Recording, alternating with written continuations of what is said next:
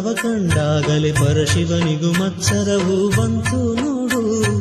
ನಮ್ಮಿಬ್ಬರ ಅನುರಾಗದ ಅನುಬಂಧವ ಕಂಡಾಗಲೇ ಪರಶಿವನಿಗೂ ಮತ್ಸರವು ಬಂತು ನೋಡು.